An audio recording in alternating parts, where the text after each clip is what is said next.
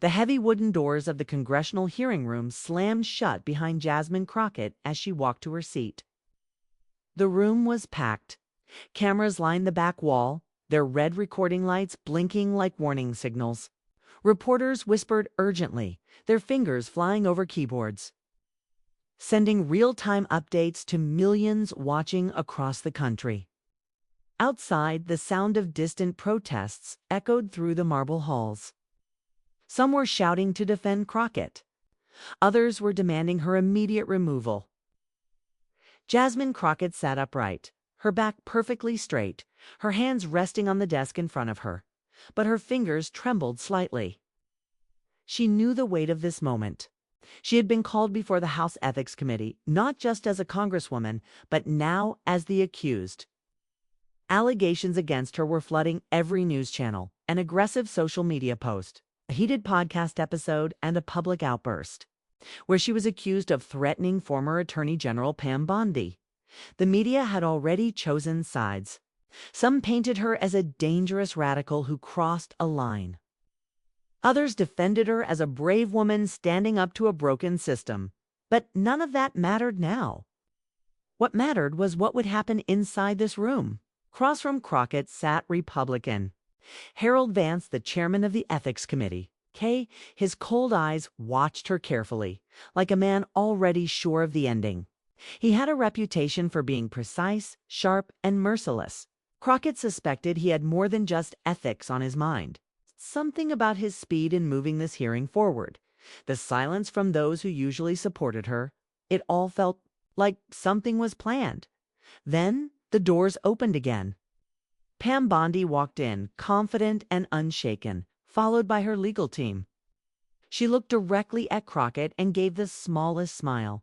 It wasn't friendly. It was a warning. Bondi was here to destroy her, and she had come prepared. The crowd in the room quieted as Vance struck his gavel. "This special session of the House Ethics Committee is now in order," he announced. His voice was calm but firm. "We are here to review serious allegations concerning Representative Jasmine Crockett and her recent conduct." Crockett felt the stares burning into her skin. She took a deep breath and kept her face steady. She knew this wasn't just about a social media post or a podcast. It was something bigger. It felt like someone wanted to make an example out of her, Vance continued, reading the list of accusations. Her words from a now-viral podcast were, "Played aloud. Lay a hand on them, and there will be consequences." Her voice echoed from the speakers. They claimed this was a threat against Pam Bondi and the justice system. The crowd buzzed, some gasping, others smirking. Crockett's lawyer immediately objected. "Freedom of speech, Mr. Chairman." These words were taken out of context. There is no direct threat here. But Vance's face showed no interest in the objection. He moved forward quickly. Bondi took her seat as a key witness. She spoke clearly, with a confident rhythm, turning Crockett's words into weapons. "Felt unsafe," Bondi said smoothly. "These statements show a dangerous mindset, one that encourages violence against public servants." The words stung, but Crockett remained still, refusing to react. Inside, though, her heartbeat was racing. Outside the building, protests grew louder. Police formed barriers to separate the shouting crowds. Some people waved signs that read, "Defend Crockett, free speech." Others held posters that said, "Remove her now. Protect our leaders." On social media, the battle raged in real time. Hashtags supporting Crockett trended alongside those demanding her expulsion. News commentators argued on split screens. Was this about safety or silencing a political voice? As Bondi continued to speak, Crockett noticed the cameras zooming in. On her face, searching for a moment of weakness. She wouldn't give it to them. But the more Bondi spoke, the clearer it became. This was not just about what Crockett said. It was about shutting her down. It was about power. Crockett's lawyer leaned in and whispered, "They're pushing hard, too hard. This might be bigger than just Bondi." Crockett's mind raced. Had she underestimated them? Were there forces behind this, waiting for the right chance to strike? As the hearing moved forward, Vance's questions grew sharper, more personal. He painted Crockett as reckless, as someone who could no longer be trusted in Congress. Each word added weight to the growing pile against her. Crockett finally spoke. Her voice was steady, but each word was like walking on a tightrope. I am here because I dared to speak out. I did not threaten anyone. I stood up for the people who have no voice in these halls. And now you want to silence me. Vance leaned forward, his eyes cold. This isn't about silencing, Representative. It's about protecting this institution from dangerous rhetoric. But Crockett wasn't convinced. She could feel the walls closing in. Something about this didn't feel like justice, it felt like a setup. And as the hearing recessed for the day, Crockett realized this wasn't just a political fight. This was a battle for her career, her voice, and maybe even her safety. The question now was, could she survive what was coming next? Jasmine Crockett sat in her hotel room that night, staring out the window at the glowing lights of Washington, D.C. The streets below were still alive with protests. Some people chanted her name with pride. Others shouted that she should be thrown. Out of Congress, her phone buzzed nonstop with messages from reporters, friends, and strangers. Some offered support, some sent threats. She put the phone down and closed her eyes. The weight of everything pressed down on her. This wasn't just a scandal, it felt like a trap. Her lawyer, David Miller, knocked softly and entered the room. His face looked serious. He'd spent the evening reviewing every word, every video, every post that was being used against her. They're building a story around you, he said quietly. It's a dangerous one. And they're moving fast. Jasmine sat up, feeling the tension in her shoulders. How fast? David hesitated. They've called for an emergency vote to discuss your removal. They could decide within days. She clenched her fists. They can't do that. This isn't just about me. It's about the message they're sending to anyone who speaks out. David looked at her carefully. It might not matter. They've already made you the enemy in the eyes of the public. Jasmine stood up, pacing the room. What's behind this, David? Vance is too smart to move this quickly without backup. And Bondi, she's too calm. Someone else is pulling strings. David sighed. There are whispers. I'm hearing about certain donors, international companies who didn't like your last human rights bill. There's talk that this is about more than what you said. It's about getting rid of you before you stop something much bigger. Jasmine froze. Pieces started falling into place. Do we have proof? Not yet, David admitted. But I've contacted a journalist. Someone who's been following money trails inside Congress. If there's something hidden, he'll find it. Her phone buzzed again. It was a news alert. Another video clip of her podcast had been released, edited carefully to make her words sound even more dangerous. She switched on the TV. There was Pam Bondi on a major news network.com and persuasive. This is not personal, Bondi told the anchor. We cannot allow anyone, no matter how powerful, to encourage violence against our justice system. Jasmine gritted her teeth. She's winning the media war. David nodded, and the ethics committee is watching. Public opinion will push them to act faster. The next day, Jasmine returned to the hearing room. Cameras flashed as soon as she walked in. She could hear people whispering her name, some with admiration, some with disgust. Harold Vance sat at the front, his expression unreadable. We'll continue, he announced. Today, we'll hear new evidence. Pam Bondi took her seat and presented more carefully selected posts and podcast clips. Each time, she painted Jasmine as someone dangerous, someone who crossed the line. David objected repeatedly. This is political theater.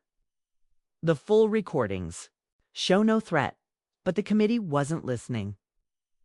They had already chosen their path. Then something unexpected happened. Congressman Michael Ruiz, a centrist with no history of siding with radicals, asked to speak. The room turned quiet. Ruiz adjusted his microphone. I don't agree with Representative Crockett on many issues. But I've reviewed the full podcast, the full posts. The context has been stripped away. Are we now punishing passion? Are we now silencing fierce disagreement by twisting words? His words hit the room like a cold wind. Vance's face hardened. Congressman Ruiz, the safety of public officials is not a matter of debate. Ruiz didn't back down, either is freedom of speech. For the first time, Jasmine saw a crack in their united front. The hearing took a brief recess. Jasmine's phone buzzed again. It was a message from the journalist David had contacted. I found something. Secret meetings. Ties to foreign energy companies. Vance is connected. Call me immediately. Her heart skipped. She showed the message to David, who looked shocked. If this is true, this isn't just a case about your words. This is about influence, about money, about why they want you gone. Jasmine's mind raced. We need that proof, and we need to get it out before the vote. David nodded. The journalist will go live tonight on an independent news channel. You can speak there too. Jasmine looked back toward the hearing room. The clock was ticking. They were coming for her, and she needed to decide stay silent and protect herself or fight. The independent news interview was scheduled for late that evening, but the tension in Jasmine Crockett's life didn't wait. Every hour felt like a battle against a clock that was counting down to her removal. The ethics committee had accelerated their timeline. The vote could happen within 2 days. As Jasmine sat in her car heading to the independent news station, David Miller updated her with fresh information. The journalist's name is Eric Shaw. He's been digging into congressional finance records, foreign donations, and secret meetings. He says Vance's hands aren't clean. Jasmine looked out the window at the dark city streets. If we can show the public that this is about protecting hidden deals, not about my words, maybe we can change the narrative. David's phone rang. It was Eric. David put it on speaker. Eric's voice was quick and sharp. I have documents.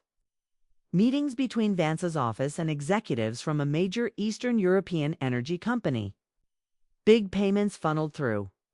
Back channels. The timing matches right before this removal action started. Jasmine's pulse quickened. Do you have proof it's connected to me? Indirectly, Eric replied. You've been fighting their lobbying efforts for months, okay? They need you out of the way to push their next contract through Congress. Vance is helping clear the path. Jasmine's mind raced. Why Bondi? Why is she leading this? Pam Bondi's name is tied to one of the law firms advising the energy company, Eric said. She's not just a political opponent. She's financially connected. Jasmine sat back, the pieces now fitting together. This wasn't just a political fight. It was a carefully built trap designed to remove her so foreign deals could pass quietly. Eric continued, I'm going live with this story tonight. You need to come on with me. If we drop this before the committee votes, it might shift the ground under them. They arrived at the small, independent studio. There was no luxury. No makeup room, no crowd of producers. Just a bare studio with 2 chairs, 2 microphones. And a producer with tired eyes who told them they had 15 minutes until they went live. Jasmine sat down across from Eric Shaw. He handed her a printed file with records, emails, and payment logs. This is their real motive, he said. Expose them now, or they'll bury you. The countdown began. 5 minutes. 3. The producer signaled, You're live in 10 seconds. The show opened directly into the story. Eric explained the evidence calmly but forcefully, revealing Vance's secret meetings. The foreign energy interests and the timing that connected it all to Jasmine's fight against corruption. Then he turned to her. Representative Crockett, you've been accused of making threats, of endangering others. What do you want people to understand about this case? Jasmine leaned forward. What's happening to me is not about public safety. It's about power, about silencing opposition, about selling influence to foreign companies. Used my words, twisted them to scare people into thinking I'm dangerous. But the real danger is when our Congress is bought in secret rooms. Eric asked, "Are you saying this removal vote is part of a cover-up?" "I'm saying it's more than that," Jasmine said. "It's a warning to every politician who dares to stand against big money and foreign control. If they can do this to me, they can do it to anyone." The interview ended, but the story had just begun. Within an hour, social media exploded. Hashtags trended. Independent journalists picked up the story. Some large news outlets cautiously began reporting it. Back at the hotel, Jasmine watched as the coverage shifted. Pam Bondi's office released a short statement denying all financial ties. Harold Vance refused to comment. David sat next to her, watching the screen. "We hit them hard, but they won't back down easily." Suddenly, Jasmine's phone buzzed. It was an incoming call from Congressman Michael Ruiz. She answered quickly. Michael, his voice was quiet. "I've seen the story. The evidence looks real. Is real." Jasmine replied. There was a pause. Then Ruiz said, "There are others in the committee who are beginning to doubt this process. I can't promise anything, but if you keep fighting, you might have more allies than you think." Jasmine felt a surge of hope, but she knew the fight was not over. "Thank you, Michael. I won't back down." As she hung up, David turned to her. "What now?" She looked determined. "Now we prepare for the final session. If they want to vote, let them vote. But I'll make sure the whole country is watching when they do." She knew the next day would be the hardest yet. She would face her accusers again, but this time she would not stand alone. The truth was finally out. Now it was a race, too. See if it would be enough to save her. The morning of the final congressional session arrived with heavy skies over Washington. D.C. rain tapped steadily against the windows of Jasmine Crockett's hotel room as she prepared for the day that could end her political career. Her phone buzzed constantly, messages of support, threats, media requests. Everything was moving fast, and the outcome was still dangerously uncertain. David Miller was already scanning through news updates when Jasmine joined him. The Independent interview from last night had gone viral. Headlines were everywhere now. "Foreign money links rock ethics hearing. Is Crockett's removal politically motivated?" "Secret deals uncovered." But the mainstream networks were still cautious, framing it as allegations and unconfirmed. "Reports. They're starting to lean, but not fast enough," David said, closing his laptop. "Vance and Bondi's people are trying to control the story. They've issued denials, but no one's explained the financial records." Jasmine adjusted her coat. "Need one more push. Something that forces them to address it in the room where everyone can hear it." As they headed toward the Capitol, her phone buzzed again. It was Congressman Michael Ruiz. His message was short. "You'll have some support in the room. Speak carefully, but speak boldly." The hearing chamber was already crowded. Journalists filled the back rows, cameras pointed toward the committee. Protesters gathered outside in the rain. Their voices still split, some demanding Crockett's removal, others holding signs that read, "Defend democracy, defend Crockett." When Jasmine entered, she could feel the sharp gazes from her political opponents. Harold Vance sat with his hands folded, appearing calm but rigid. Pam Bondi was present again, seated behind the prosecution's table, her expression unreadable. The chairperson opened the session with a firm voice. "Today, the House Ethics Committee reconvenes to conclude deliberations regarding the alleged misconduct of Representative Jasmine Crockett." Jasmine's pulse thudded in her ears, but her face remained steady. Vance stood to deliver his final statement. "This is not a personal attack. It is about preserving the dignity and safety of this institution. Representative Crockett's reckless language crossed a line. Words matter. Threats, even implied, cannot be ignored." He continued, carefully avoiding the growing media story about foreign money.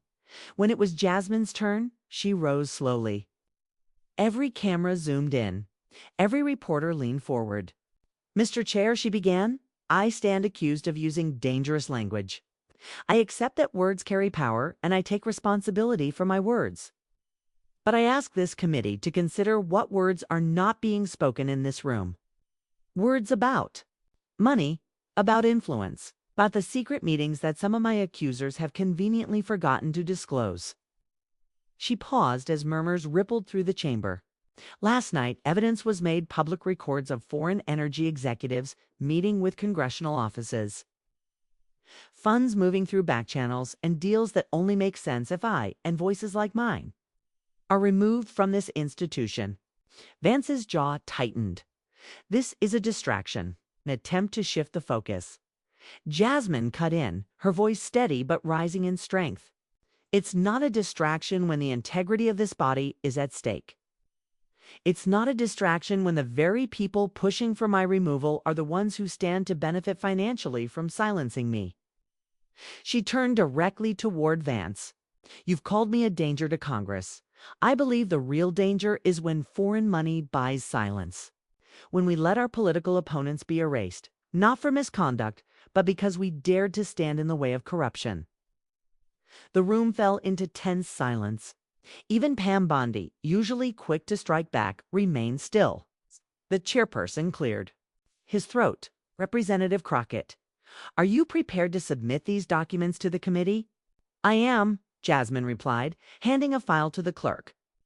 It contained the financial records Eric Shaw had provided, along with supporting analysis from independent auditors. The chairperson turned to Vance. Congressman, would you like to respond to these newly submitted materials? Vance's voice was colder now. The validity of these so-called records has not been confirmed. This is a desperate move. Jasmine didn't flinch. Then let's confirm them. Call for an independent review. Delay the vote until we can. Verify the facts. If I'm guilty, remove me. But if I'm not, this entire process has been weaponized. The committee members shifted in their seats. Some whispered to each other. Congressman Ruiz raised his hand. Mr. Chair, I support an independent review. The integrity of our decision requires it. Others nodded slowly. The momentum was shifting. The chairperson called for a recess. To privately confer with the committee, David came to Jasmine's side. That was perfect. You've bought time. Maybe more. Jasmine exhaled, her heart still racing. She knew this was only a partial victory.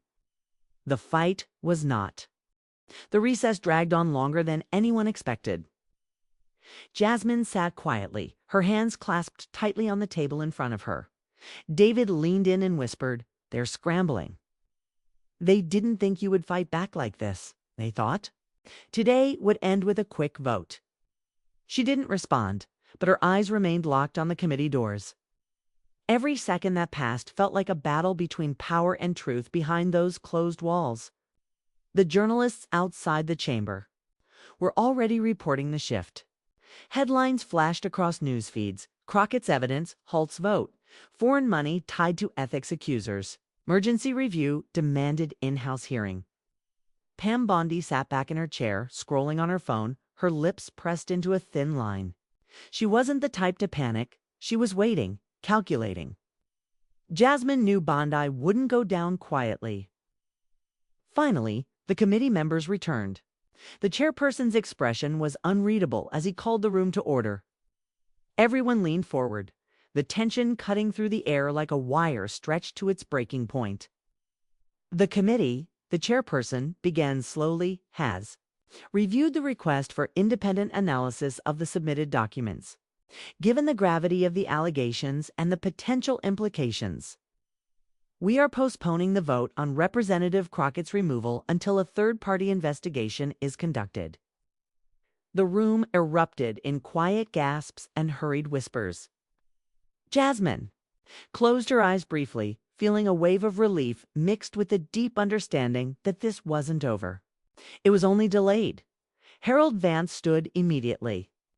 Mr. Chair, this delay damages the integrity of this process.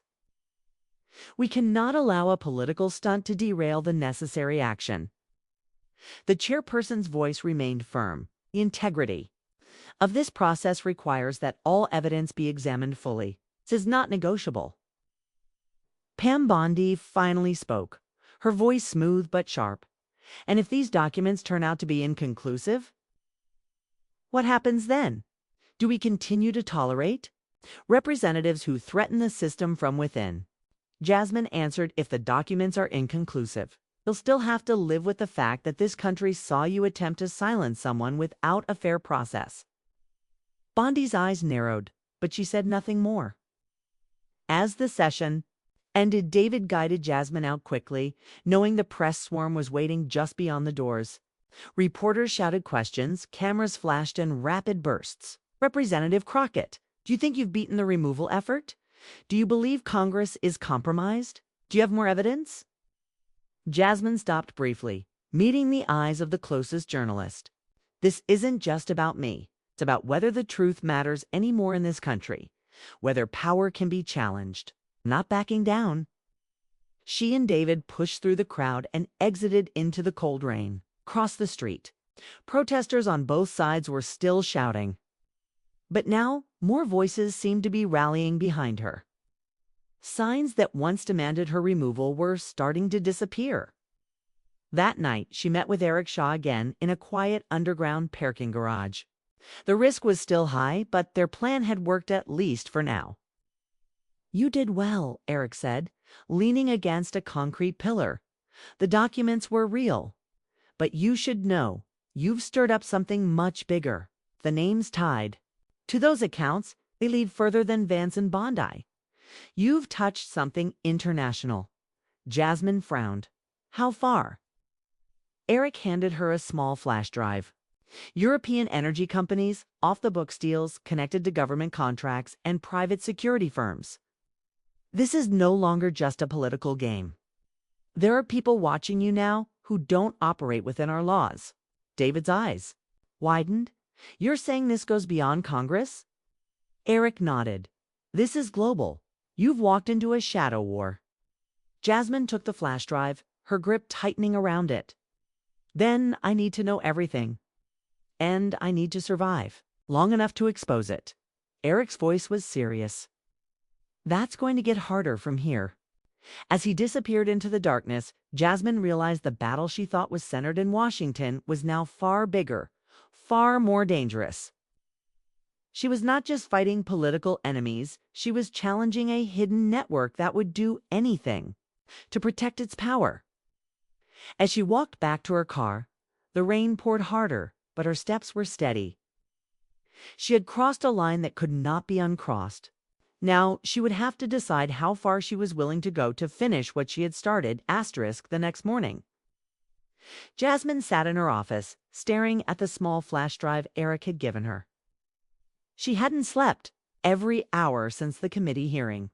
Felt like she was walking deeper into a dangerous maze. She knew the information inside this drive could either save her or destroy her. David walked in, holding 2 cups of coffee, his face tense.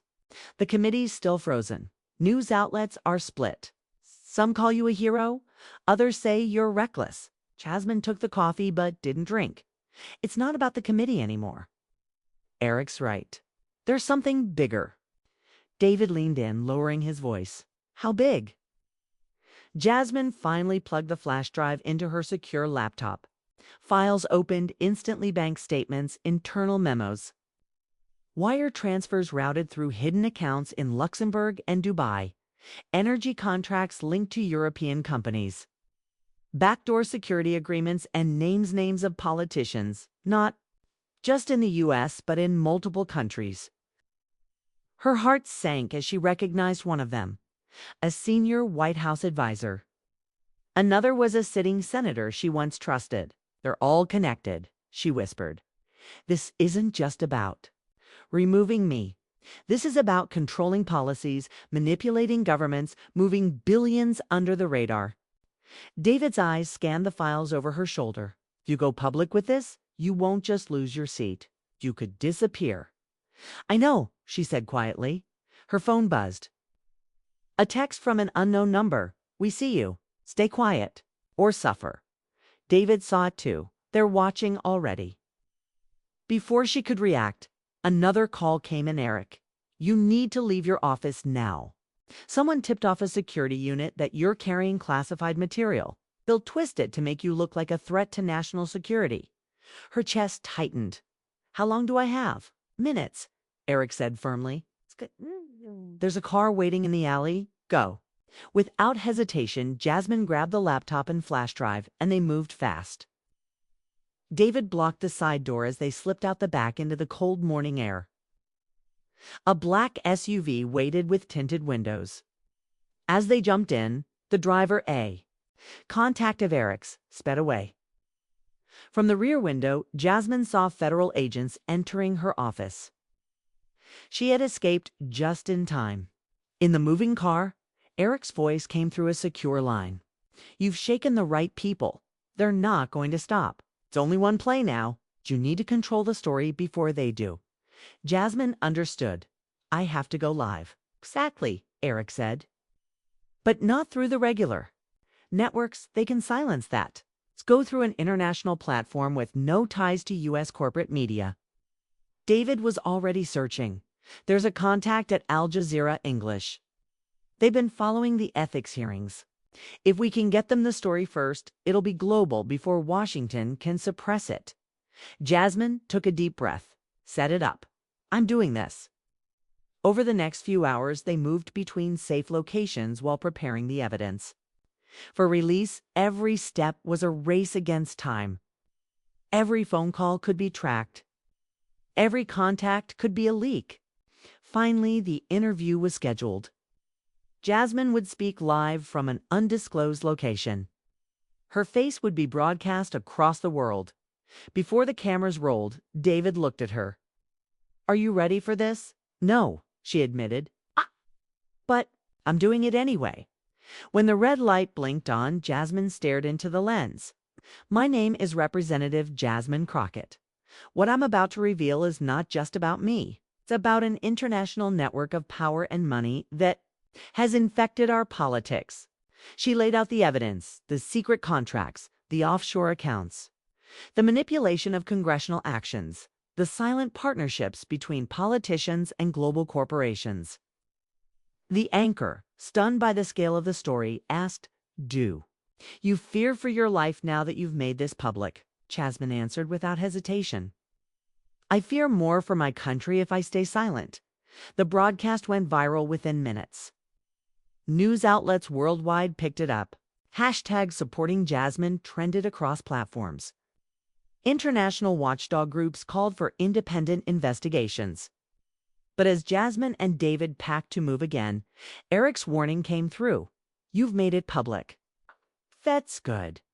But it also means they will stop playing politics. Now they will come for you directly. Jasmine looked out the window as the city blurred past, realizing the game had changed. The question was no longer whether she would win or lose the congressional battle. The question now was whether she would survive. Jasmine and David stayed on the move, changing cars, switching safe houses, using burner phones. The air around them was heavy with the feeling that they were being hunted. After the Al Jazeera broadcast, the world had erupted. Protests filled the streets. Some demanded accountability from the politicians she had exposed. Others called her a traitor. The media frenzy was unstoppable. But Jasmine knew the real threat wasn't public opinion. It was the silent forces she had exposed, the men and women who worked in shadows, who didn't need votes to hold power. Eric sent another message. They're mobilizing. You have maybe hours before they try to force your arrest under national security grounds. You'll disappear if that happens. Jasmine stared at the phone. I thought shining the light would protect me. David shook his head. You embarrass them? They'll burn everything to make you an example. A secure message popped up from Al Jazeera. They wanted a follow-up interview. They had received threats, too. Jasmine understood. No one was safe now. We need to escalate, she said. I need to speak where they can't block me. The UN floor. David's eyes widened. They'll never let you in. They will if I go as a whistleblower, backed by international watchdogs. The story is already global. The United States can't just silence me without creating a bigger storm. It was a dangerous move, but the window was closing fast. With Eric's help, they contacted human rights organizations that pressured the UN to grant Jasmine emergency speaking rights under the Whistleblower Protection Act. It was unprecedented. It was risky, but it worked. The next day, Jasmine arrived at the United Nations headquarters under heavy security. She walked past towering cameras, news reporters shouting her name, officials whispering in panic. Inside the grand hall, she stood at the podium, facing delegates from around the world. Her voice echoed through the chamber, calm but forceful. "I have no army. I have no protection. I only have the truth. What I uncovered is not just corruption. It is the theft of democracy, the hijacking of nations by a small, ruthless network of people who believe they are untouchable," she detailed. The secret agreements, the manipulation of international policies, the threats she faced. Every word tightened the tension in the room. Some delegates nodded. Others shifted uncomfortably. She knew not everyone wanted this truth exposed. Some were likely part of the same machinery. When she finished, there was a long silence. The world had heard her, but Jasmine wasn't naive. Speaking at the UN didn't guarantee her safety. It didn't end the danger, only made her too visible to quietly erase. She left the building under escort, but Eric's voice came through immediately. "They're still coming. They've filed an emergency motion to strip your congressional seat and classify you as a national threat. They might push for extradition now." Jasmine's mind raced. "If I go back, they'll trap me." "You can't go back," Eric said, "but you can keep fighting." From the outside, David looked at her, pain in his eyes. "If you stay out, you can keep the story alive. If you go back, you might vanish." The choice was brutal.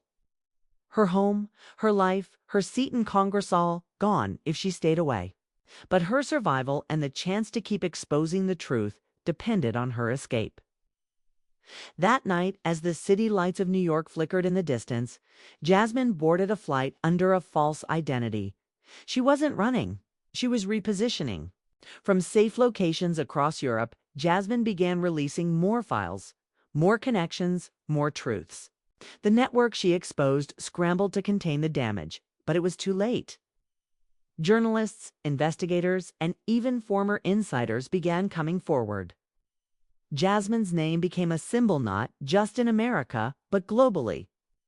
Some called her a hero. Others called her a traitor. But no one could ignore her.